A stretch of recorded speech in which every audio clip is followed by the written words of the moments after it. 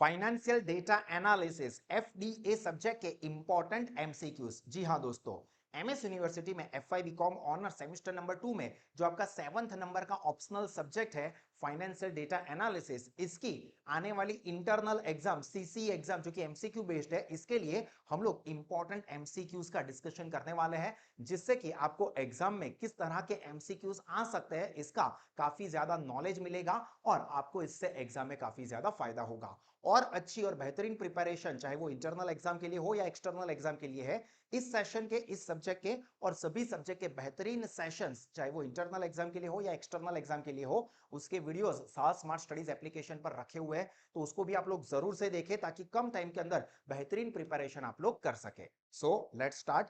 My self Bhavin sir from Sahas institute of commerce, your own personalise high tech digital classes. दोस्तों, FDA subject के MCQs का ये material आप लोगों को अपने पास रखना है। अगर आपके पास ये मटेरियल नहीं है तो आप साल स्मार्ट स्टडीज एप्लीकेशन पर से ये एमसीक्यू का मटेरियल डाउनलोड कर सकते हैं और इसके अंदर जो भी मैं नोट्स लिखूंगा, जो भी टिक मार्किंग करूंगा, जो भी एक्सप्लेनेशन वर्किंग नोट्स दिखाऊंगा, वो भी आपको इस पीडीएफ के अंदर जो आप डाउनलोड करोगे साहस एप्लीकेशन से उसमें लिखी हुई मिलेगी।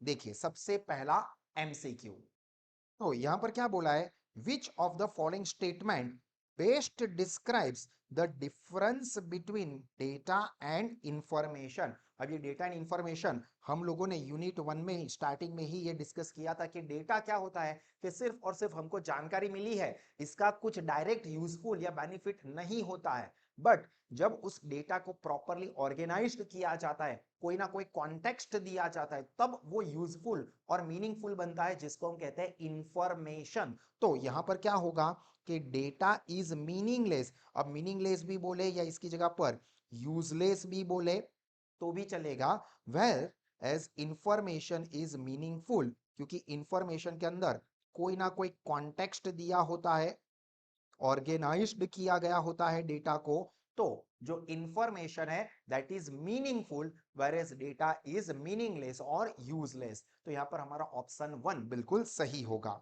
जबकि बी और सी में आप देखोगे तो बी में क्या बोला है कि डेटा इज ऑर्गेनाइज्ड, ये तो गलत है। ऑर्गेनाइज्ड तो इंफॉर्मेशन होती है। Data refers to text, well information refers to number, तो ये भी गलत है, क्योंकि डेटा हो या इंफॉर्मेशन हो, उसके अंदर डेटा हो ही सकता है, नंबर्स भी हो सकते हैं, टेक्स्ट भी हो सकता है, इमेज भी हो सकती है, कुछ भी हो सकता है। तो सी भी गलत है। डी तो नॉन ऑफ द अबो बोला है तो वो तो गलत ही है, क्योंकि फर्स्ट वाला सही है। तो करेक्ट आंसर रहेगा option A. Then second objective, which one of the following equation is correct. Correct equation कौन सा है? तो देखो, नेट प्रॉफिट, सब में अपने को नेट प्रॉफिट पूछा है, तो अब नेट प्रॉफिट के अंदर होता क्या है, नेट प्रॉफिट हमको कैसे मिलता है, तो पी एंड एल अकाउंट का credit balance minus P and L account का debit balance, debit item.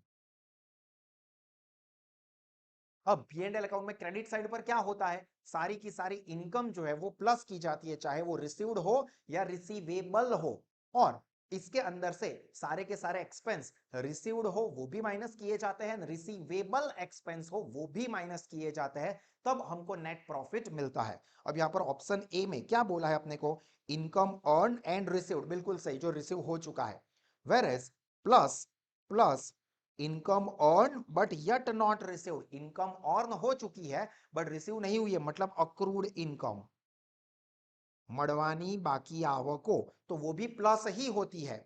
Minus expense incurred and paid, बिल्कुल सही, एक्सपेंस जो इनकर हुए और हमने पे कर दिए वो भी इनकम में से माइनस होते हैं। फिर यहां पर प्लस बोला है वो गलत है, expense income but yet not paid, यानी कि आउटस्टैंडिंग एक्सपेंस वो भी क्या होते हैं, माइनस होते हैं।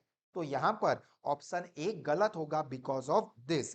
ये मैं टिक कर रहा हूं कि यहां पर expense incurred but yet not paid वो माइनस होते हैं इनकम में से। फिर ऑप्शन नंबर बी, उसके अंदर अपने को क्या बोला है, तो देखिए, income earn and received minus income earn but yet not received, नहीं भाई, इनकम तो सभी की सभी प्लस ही होती है, चाहे वो रिसीव्ड हो या रिसीवेबल हो, तो ये गलत। यहां पर भी income earn and received minus income earn but yet not received, तो ये भी गलत बोला है। ऑप्शन डी देखिए, income earn and received correct है, plus income earn but yet not received, यानी कि अक्रूड इनकम प्लस होती है, बिल्कुल सही है। उसमें से माइनस होंगे एक्सपेंस इनकर्ड एंड पेड, जो पे कर दिए वो एक्सपेंस भी माइनस होते हैं, and minus expense incurred but yet not paid, expense जो पे नहीं हुए यानी कि आउटस्टैंडिंग एक्सपेंस भी आप याद करो पी एंड एल अकाउंट में डेबिट साइड ही लिखे जाते हैं, जो कि पी एंड एल अकाउंट की क्रेडिट साइड की इनकम में से माइनस होते हैं। तो यहां पर हमारा करेक्ट आंसर होगा ऑप्शन डी। क्लियर, बहुत ही ध्यान से समझना है। Then next, which one of the following are disclosed as part of notes to the account in the financial statement?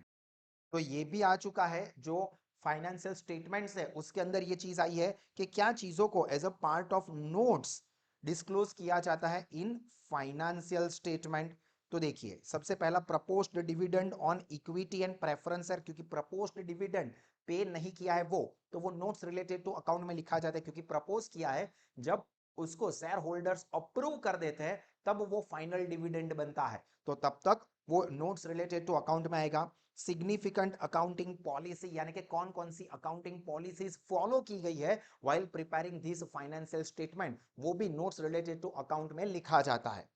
Related party transactions and segment reporting, तो ये सभी के सभी नोट्स टू द अकाउंट में डिस्क्लोज होते हैं। तो यहां पर हमारा आंसर होगा ऑल ऑफ दिस, क्योंकि ये चारों के चार ये नोट्स रिलेटेड टू अकाउंट के अंदर आते हैं। नाउ फोर्थ वन कैलकुलेटिव है, जरा ध्यान से समझना। ओपनिंग देखो पूछा क्या है, from the given information compute the cost of material consumed. Cost of material consume के अंदर कैसे अमाउंट हमको मिलेगी, तो इसकी फॉर्मूला क्या होती है कॉस्ट ऑफ मटेरियल कंज्यूम की, तो opening stock plus net purchase. Net purchase का मतलब होता है परचेस माइनस परचेस रिटर्न, ठीक है, माइनस क्लोजिंग स्टॉक।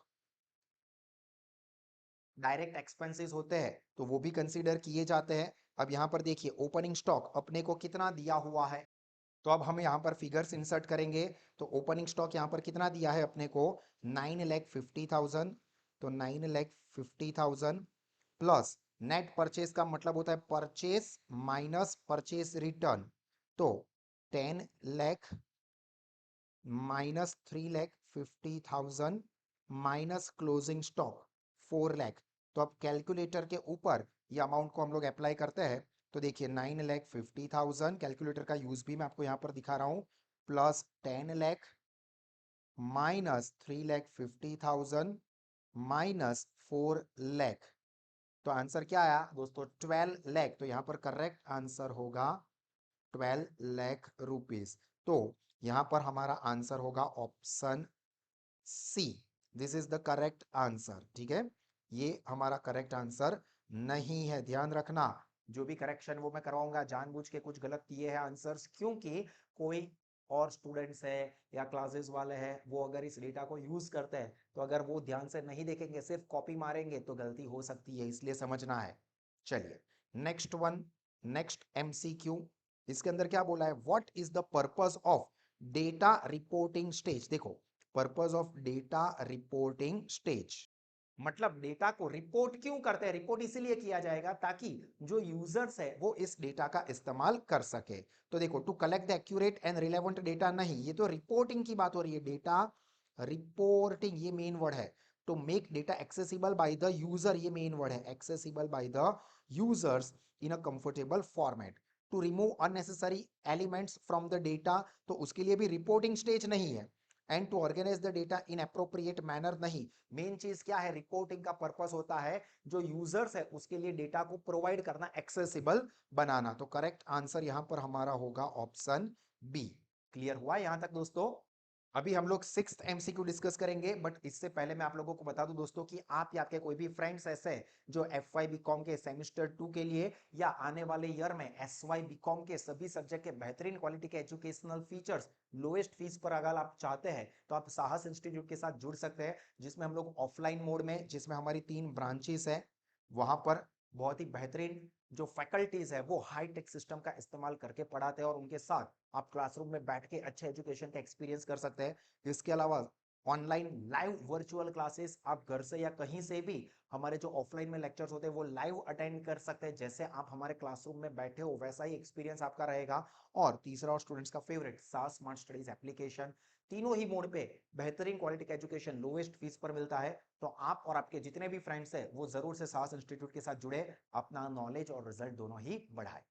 चलिए नेक्स्ट सिक्स्थ एमसीक्यू देखो, what is the foundation for strategic decision making, risk assessment and performance evaluation with in the business. देखो क्या फाउंडेशन स्टेज है, तो फाउंडेशन स्टेज में ये हमेशा याद रखना है, जो हमारे सब्जेक्ट का भी नाम है फाइनेंशियल डेटा, वो फाउंडेशन है स्ट्रेटेजिक डिसीजन मेकिंग के लिए, रिस्क असेसमेंट के लिए एंड परफॉर्मेंस इवैल्यूएशन के लिए। फाइनेंशियल डेटा जो है दैट इज द फाउंडेशन।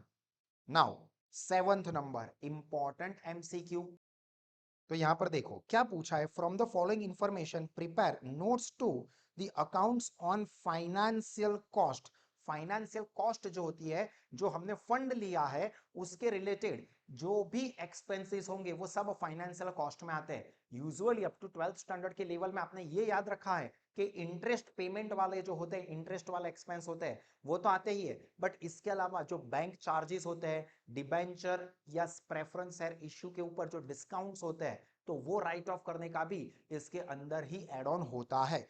तो यहां पर अपने को क्या क्या ध्यान रखना है, देखो interest paid on term loan ये इंक्लूड होगा, interest paid on deposit interest वाले तो आते ही है, bank charges, even interest on bank overdraft बोला होता तो वो भी इसके अंदर आता, discount on issue of debenture ये भी आएगा, इंटरेस्ट रिसीव्ड, देखो रिसीव्ड है, रिसीव्ड तो इनकम हो गई तो ये नहीं आएगा, तो इसको छोड़ के बाकी की सारी जो चीजें है वो यहां पर एड ऑन होगी। तो 6,50,000 प्लस 85,000 प्लस 12,000 प्लस 15,000, ये सारी चीजें यहां पर फाइनेंस कॉस्ट के अंडर में आती है। तो टोटल करते हैं 6,50,000 प्लस 85,000 प्लस 12,000 एंड प्लस 15,000, तो 7,62,000 ये फाइनेंस कॉस्ट में आएगा। तो यहां पर हमारा आंसर बनेगा ऑप्शन बी 7,62,000।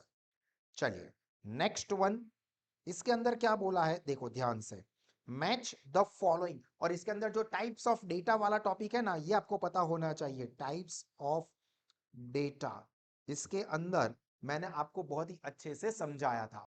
तो यहां पर जो इमेज डेटा है, इमेज यानी कि फोटोग्राफ्स, तो उसके अंदर क्या आएगा देखो, file format, PDF, MP3, machine code जो है ये सब तो बाइनरी होता है, टेम्परेचर रिकॉर्डिंग, स्टॉक प्राइस ये सब नंबर्स होते हैं, मतलब रिलायंस के शेयर के प्राइस 1,020 रुपए चल रहे वगैरह वगैरह, म्यूजिक ट्रैक, साउंड इफेक्ट ये सब ऑडियो फाइल्स होते हैं, and MRI scan, satellite image, या फिर इवन आपको जेपीजी, पीएनजी ये सब नाम भी दे तो ये सब भी किसके अंदर आता है, इमेज के अंदर।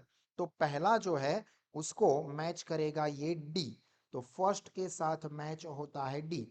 देन ऑडियो फॉर्मेट यहां पर ही लिखा, फर्स्ट में आता है सी, फिर न्यूमेरिक डेटा के अंदर ये आएगा थर्ड में बी, एंड बाइनरी डेटा के अंदर ये आता है फोर्थ में आएगा वन। तो यहां पर देखो वन में डी हो ऐसा पहला है, सेकंड का सी, देखो ये भी गलत है भाई, ये तो गलत ही है, वन में एक गलत, वन में एक गलत, वन में एक गलत, तो वन में डी वाला तो सही है, बट टू में फिर यहाँ पर सी होना चाहिए, यहाँ पर तो ए बोला है तो ये भी गलत, तो आपको ये ध्यान रखना है, this is the correct correct match. Sir exam में ऐसा हुआ तो नहीं, एग्जाम के अंदर आपको परफेक्ट आंसर ही देंगे, यहां पर कोई टाइपिंग एरर हो सकती है, this is the correct answer, ठीक है, तो ऑल दीज आर रॉन्ग। चलिए नेक्स्ट वन, नाइन्थ ऑब्जेक्टिव देखते हैं, इसके अंदर अपने को क्या बोला है, which of the following is not a component, not a component of annual report, annual report के अंदर कौन सा कॉम्पोनेंट नहीं है, तो obviously creditor report, annual report जो होते हैं, financial report, financial statement, financial report उसका हिस्सा नहीं है। अगर आप देखोगे तो corporate governance report it is auditors report तो ऑब्वियसली होता है, एंड फाइनेंशियल हाईलाइट भी होता है। तो यहां पर हमारा आंसर ए होगा, क्योंकि यहां पर पूछा है not a component, not a component, and creditors report is not the component of annual report. Clear? चलिए देन 10th वाला, match the following debenture redemption reserve, वो किसके अंदर आता है? Sundry creditors. देखो आपको जो जो याद हो ना, यहां पर भी आपको फाइनेंशियल स्टेटमेंट फॉर्मेट्स जो है वो पता होने चाहिए। ठीक है, हमने फॉर्मेट अच्छे से प्रिपेयर किए हैं। अब आपको इसमें से जो भी सही पता हो ना वो मैच करो, बाकी का इक्का दुक्का अगर शायद ना भी पता हो तो भी बाकी के यहाँ पर मैच द फॉलोइंग के आंसर है उससे आपको पता चल जाएगा। डिबेंचर रिडेम्पशन रिजर्व तो वो आएगा 1 में सी, यहां पर ही लिख देता हूं 1 में सी। सन्ड्री क्रेडिटर्स, क्रेडिटर्स हो या बिल्स पेएबल हो, वो सब आता है ट्रेड पेएबल में, यानी कि 2 में आएगा ए। पब्लिक डिपॉजिट है या डिबेंचर या बैंक लोन, ये सब लॉन्ग टर्म बोरोइंग के अंदर आता है। 3rd में आएगा D, long term borrowing. And current मैच्योरिटीज मतलब चालू, तो वो आएगा, मतलब यहां पर बोला है long term debt, but long term debt जो कि अभी मैच्योर होने वाला है तो वो करंट बन जाता है, तो यहां पर करंट यानी कि शॉर्ट टर्म, तो 4th में रहेगा बी। तो यहां पर हमारा करेक्ट आंसर रहेगा ए, बी जो कि दिया हुआ ही है। क्लियर हुआ दोस्तों यहां तक? अभी दोस्तों हम लोग आगे के एमसीक्यूज डिस्कस करने वाले हैं, बट ये पूरा सेशन जो है वो एक्सक्लूसिवली सास एप्लीकेशन पर ही मिलेगा। जो लोग यूट्यूब पर देख रहे हैं उन लोगों के लिए ये सेशन यहाँ पर कंप्लीट हो रहा है। पूरा सेशन आप सास स्मार्ट स्टडीज एप्लीकेशन से देख सकते हैं, और आने वाली एक्सटर्नल एग्जाम की प्रिपरेशन के लिए भी सुपर रिवीजन सेशन सभी सब्जेक्ट के वो भी आप सास एप्लीकेशन पर देख सकते हैं। और नेक्स्ट ईयर के लिए एसवाई बीकॉम के लिए आप सास इंस्टीट्यूट को offline mode, online live mode या एप्लीकेशन मोड से भी ज्वाइन कर सकते हैं। देखिए 11th नंबर का एमसीक्यू, इसके अंदर क्या बोला है? Equity represents companies liability towards, अभी इक्विटी यानी कि क्या होता है? Owner's fund. इक्विटी क्या है? ओनर्स फंड है, ओनर्स फंड या ओनर्स इन्वेस्टमेंट। इसको आप इंटरनल लायबिलिटी भी कह सकते हैं, ये भी ध्यान रखना दोस्तों कि जो इक्विटी है या कैपिटल है वो क्या रिप्रेजेंट करता है, कौन सी लायबिलिटी रिप्रेजेंट करता है? तो लायबिलिटी दो तरह की होती है, एक इंटरनल, एक्सटर्नल। हाँ, शॉर्ट टर्म, लॉन्ग टर्म ये भी एक अलग कैटेगरी है, बट इंटरनल लायबिलिटी मतलब लायबिलिटी ऑफ बिजनेस और company towards its owner, and external liability मतलब